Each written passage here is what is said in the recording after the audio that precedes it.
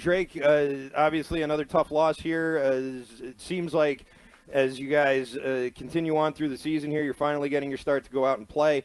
You've played well. You've put up some good numbers. Does it feel like you're progressing in a way that you're comfortable with right now from these first 2 games, 1-2 here? Yeah, I think anytime for a young quarterback getting out there, each and every week and continue throughout the weeks and looking at the film, looking at last week's film from Houston, I feel like did some things better, and also there's still a lot to prove on. So the big thing is we need to get some wins in the win column. That's what we're all striving for. So we need to play complementary football. That's what Coach Mayo's been preaching, and I think throughout like I said, as the weeks continue to come on, pass by, I feel like I'm gonna start seeing some things better and feeling some different things out, and protection wise or coverage wise or even just leadership wise. As the season goes on, I'm gonna do a better job of growing in that aspect. You've been consistent talking about the need for a win. Before you even played, I think that first week you talked about we're a 1-4 team. We need a win. We need a win.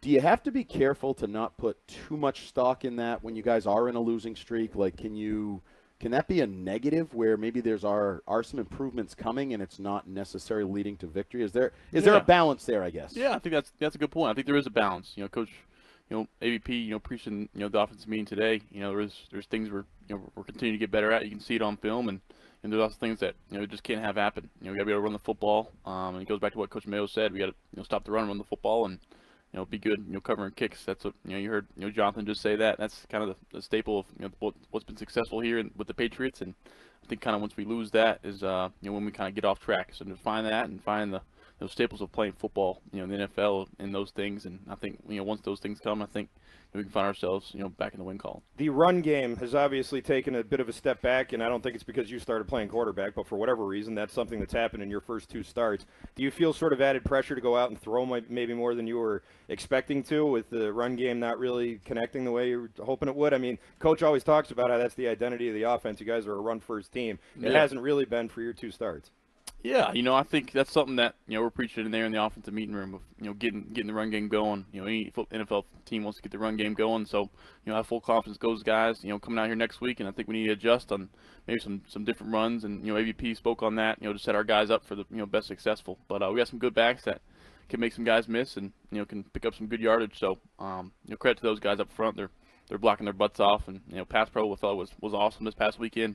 And I think those guys are battling. They're playing different spots, and guys are getting injured and coming in and playing different spots that they hadn't practiced. So they're put in a tough spot, and I think they're responding well.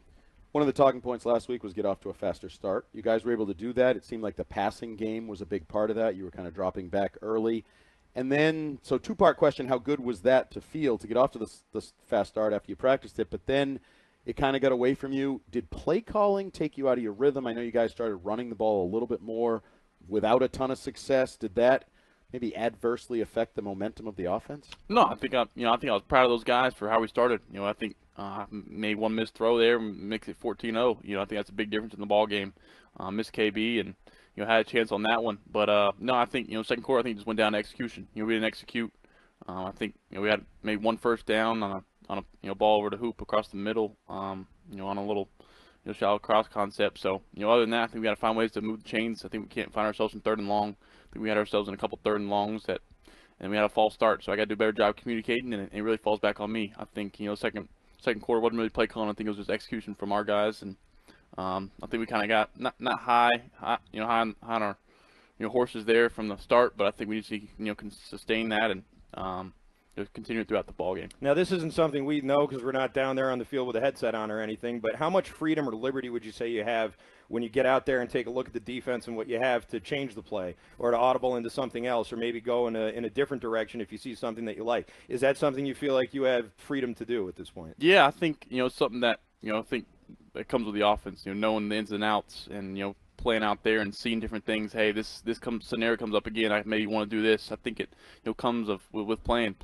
throughout the weeks. And I wouldn't say I'm weak. My 3rd start, I wouldn't say I'm necessarily changing complete plays out there. But I think AVP does a nice job of giving me some freedom to change some things, hop the back, change protection, little things like that can go a long way.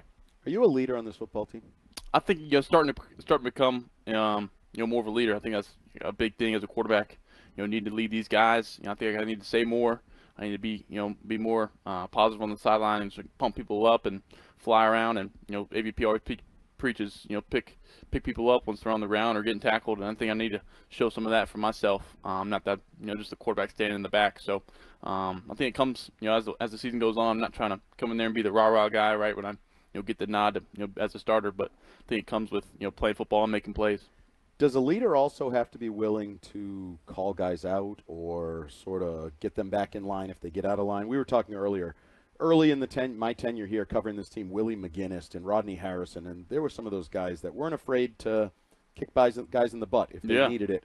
Do you feel like sometimes a leader isn't just building guys up, but also getting them back in line? No doubt. I think that definitely plays a part. I think you kind of treat guys differently based on your relationship with them and kind of their personality. I think with those guys up front, just keep pumping them up. They're fighting their butts off all game, and oftentimes don't get the credit that they deserve. So maybe those guys up front pump them up, or maybe a guy like Hunter that I'm starting to build a relationship with. I can kind of get on him. Hey, Hunt, I need you there. Or Hoop, those tight end guys that I feel like would build a nice connection with. I can maybe get on those guys a little more than maybe the offensive line or some of the receivers. You mentioned the tight ends. For receivers, it seems like a lot of those guys are frustrated right now. In the games before you started playing, you could see it sort of on the field, guys being demonstrative.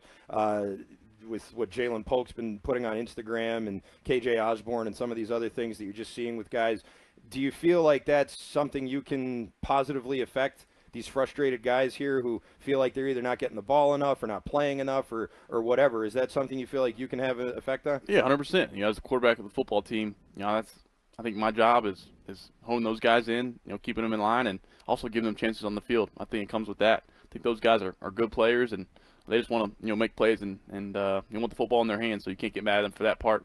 I just think those guys, as the season rolls on and these weeks come by, I think they're going to get more and more opportunities, and I'm looking forward to seeing them make the plays. One of the things we've talked a lot about with Jerod Mayo taking over this year is culture, and just he's installing his culture, and it's different than what was here in the past. And what kind of culture is that? Young team, different things.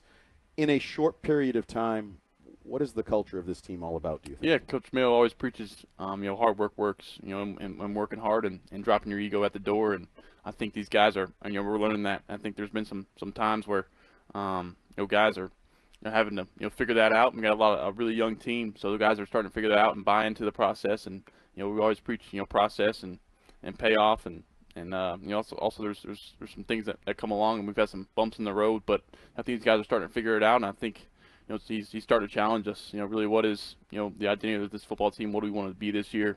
As the season goes on. So he said today in the meeting, we're 1-6 football team. We are what we put out there. So I think we have some guys that are going to make some shifts in the way they approach things and hopefully get back on track. There is a lot of debate over the two-point conversion. If you could go back and do it again, do you think it would have been better to kick there, or would you have gone for 2 again? 8 minutes left and all that time still to go in the fourth. Yeah, I think we're a slip away from making it a 7-point game, so it's tough to say from now from after. It's like the guy in film saying, hey, you should have thrown this guy holding the clicker last. It's one of those things. But yeah, I think there's 2 ways to look at it. Hey, if we get it there, then we make it 7-point game. The defense is riled up, and hey, if we don't get it, then we know how much we're down and what the defense needs to do, and make it a 2-possession game. So, not to give you an excuse, but it looked like Pop Douglas was sort of primed to be a big part of the game plan early, and then you went to him a couple times early, then motioning different things, formationing. Then he was sick. How much did that affect sort of the evolution of the game with him having to go out? Yeah, anytime Pop's out there, he helps us. He's a great player, and he makes a lot of plays. Made the first third down of the game, made a nice catch, and was getting involved. 2 of the first 3 plays. So he's a good ball player for us, and it's a bummer not having him out there, but I'm sure he'll be back and ready to go this week. Have you built a rapport with him? It seems like even in training camp, it seemed like whether it was Jacoby or you, it was like, well, the rubber's meeting the road here. Where's Pop? I might want to go to Pop here. He gets open. Is he that kind of guy that we've seen? We've seen for years at that position. No doubt. Yeah, a guy like I said, is seen for years in this Patriot, in Patriot uniform. He's a slot that get open, and you can trust him, and he's tough to guard, and especially in man coverage. That first third down, he's tough to run with. He's fast, he's quick, and a guy like that through in college is Josh Downs, and they remind themselves of each other. So it's easy for me to find Pop, and just still building that relationship. Missed him across the middle last week, against the Texans. So I'm still building some things. You mentioned after the game sort of the frustration in the second half in particular of being on the sideline while Jacksonville kind of controlled the time of possession. you had, statistically, you were one of the top 3 quarterbacks who played this week. I mean, really, just by the stats. You were right up there with Allen and Hurts and sort of everybody else. How frustrating is it being on the sideline knowing you've got it going and you're, making plays and scoring points and you just can't get the ball? What's that sort of feel like? Yeah, I think it's easy to, pass blame around. I think it comes back to us staying on the field. We had a chance in there in that third quarter, got the ball back with like 10 minutes left, and didn't put a drive together to keep us on the field. So that falls back on us, and it's easy to pass blame around, and point the finger. But really, when you have opportunities and you don't make the most of them, I think it comes back on staying on the field, picking up first downs, helping defense out. We helped them out in the first quarter, and they were playing well. So I think it doesn't do the job when we're not staying on the field. And I think the Jaguars had a nice game plan of running the football and scheme some stuff up. I saw you nodding when Jonathan Jones was giving a little scouting report of what he's seen from you.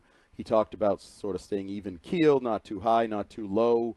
Is that scouting report what you're trying to accomplish? Is that what you're trying to put out as you kind of establish yourself as the quarterback? I think so. I think you have to. Yeah, stay even keeled throughout the tough moments and even throughout the bright spot moments. I think I need to do a better job of get excited when we do something good and show those guys that I can get fired up. And like you said, many to add in there. And if you get on some guys and put some fire in their butts to get it going and couple F-bombs. Yeah. You swear? Do you use F-bombs? Yeah, out the field, some stuff to say that you don't repeat. But I think some of that may need to come along as the season goes on the road. I think I may need to add that. All right, the quarterback question of the week brought to you by Northeast Men's Health, the experts in treating men's sexual health with 5 New England offices or at northeastmenshealth.com. The question this week comes to us from Jay in Lincoln, and he says, Drake, which quarterback do you get compared to the most? Which quarterback do I get compared to the most? I think just because my frame, either Josh or Herbert, probably those two. But I think those two are great players that are winning some football games. So hopefully need to follow them up in that side of that category. But other than that, probably those two guys, and those guys are great football players. So I got a long way to go before I'm at their point. Do you see it? Because I was listening to Josh McDaniels, and he was talking about you, and one of the things he said was he wasn't sure where your evolution would take you, more of a pocket passer or a Josh Allen who really likes to run and really likes to prove he can do things with his feet. Do you see one more than the other? Do you see your future in a certain mold more than the other, pocket passer versus, I'm going to run a bit? Yeah, I think I want to preserve and try to play as long as I can and take care of my body. So try to get those guys that are better runners than me the football. That's the plan. But at the same time, not lose sight of the fact that I can go make some plays. So really just going to try to stay in the best shape I can to make some guys miss and pick up some first downs. But at the same time, try to focus on getting those guys to rock. All right, Drake Maye, thanks so much for the time. Great to talk with you. Good luck against the Jets this weekend. Sweet. Thank you. All right.